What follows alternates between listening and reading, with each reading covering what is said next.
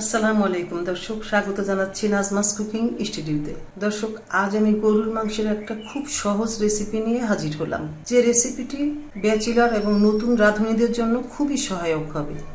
আশা করি আপনারা সবাই রেসিপিটি দেখে ঠিক আমার মতো রান্না করে দেখবেন যে এটা কত দূর একটি গরুর মাংস রান্নার রেসিপি।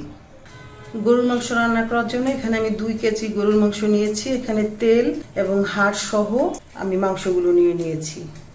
দিচ্ছি স্বাদ মতো লবণ, হলুদের গুঁড়া 1 চা চামচ, 2 টেবিল চামচ শুকনো মরিচের গুঁড়া, ঝালটা আপনারা আপনাদের স্বাদ মতো দিয়ে নেবেন। আমি আমার স্বাদ মতো মরিচের গুঁড়া দিয়ে নিলাম। দিচ্ছি 1 চা চামচ ধনিয়ার গুঁড়া, 2টি তেজপাতা চিড়ে দিচ্ছি, 5-6 টুকরো ছোট সাইজের দারচিনি দিয়ে দিচ্ছি ছোট সাইজের 8টা এলাচ। এলাচগুলোকে আমি একটু থেতলে দিচ্ছি। এই যে এলাচগুলো থেতলে দিলাম। 6টা লবঙ্গ দিয়ে দিলাম, 5টা বড় সাইজের পেঁয়াজ কুচি দিয়ে দিলাম,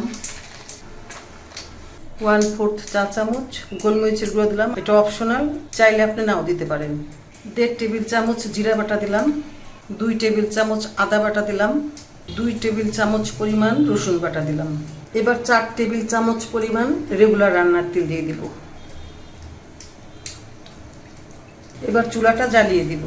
এখন চুলাটা জ্বালানো অবস্থায় আমি মশলার সঙ্গে মাংসগুলো খুব ভালোভাবে কষাতে থাকব।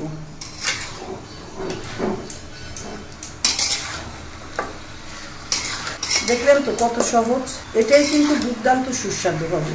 এই রান্নাটা আপনি একবার খেয়ে দেখবেন যে এটা কত স্বাদের হয়। আমরা তো গরুর মাংস অনেক প্রসেস করে রান্না করি, একবার একটু আমার মতো এভাবে করে রান্না করে খেয়ে দেখবেন এটা কত স্বাদের হয়। একটু ভালোভাবে গরম হোক, তারপরে আমি আবার একটু নেড়ে নেব। চুলার তাপটা কিন্তু মিডিয়াম আঁচে রাখা আছে। 1 মিনিট পরে আমি মাংসগুলো নেড়ে নিচ্ছি।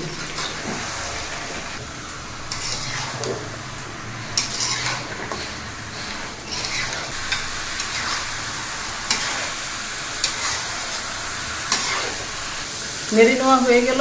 আবার মাঝারি তাপে আমি কিছু সময় ঢেকে রান্না করতে থাকবো। ফিরে আসলাম 3 মিনিট পর, আবার একটু নেড়ে নিব। এবার দেখুন পানি উঠে গেছে।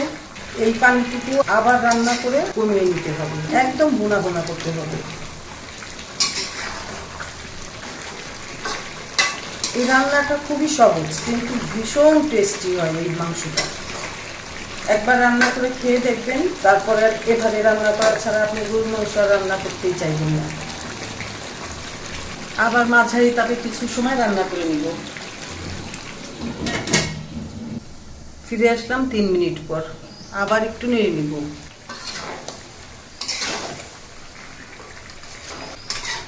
নেড়ে নেওয়া হয়ে গেল। এবার আমি এর ভিতরে কিছু আলুর টুকরা দিয়ে তারপরে পানি দিয়ে রান্না করে নেব।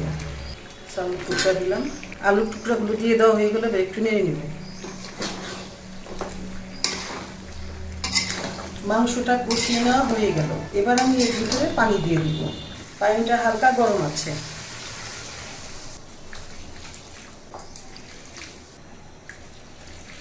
এবার নেড়ে নিব।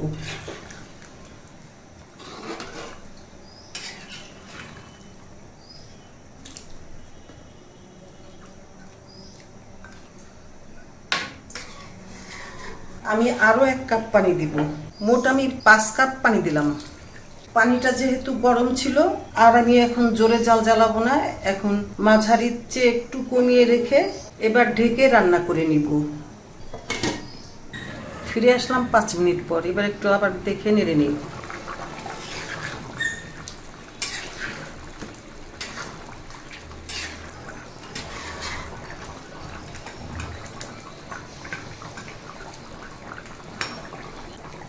তেজপাতাগুলো আর দরকার নেই, ফেলে দিই। এখন লো হিটে আবার ঢেকে 5 থেকে 7 মিনিট সময় রান্না করে নেব। ফিরে আসলাম 5 মিনিট পর।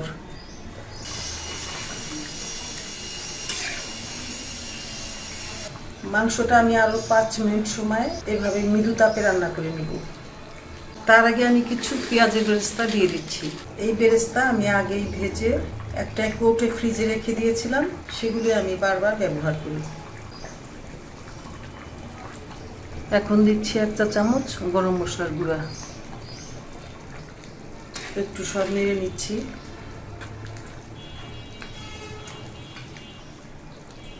আবার ঢেকে 5-6 মিনিট সময় রান্না করে নিব।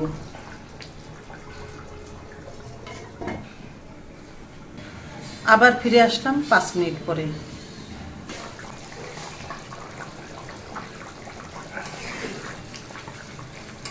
আবার একটু নেড়ে নিচ্ছি। এবার আমার মাংসটা হয়ে গেছে। এখন কিন্তু আলু এবং মাংস সবই ভালোভাবে সিদ্ধ হয়ে গেছে, আমি দেখে নিচ্ছি। বাস এখন অফ করে দেব। এবার আমি মাংসটা চুলা থেকে নামিয়ে ফেলবো।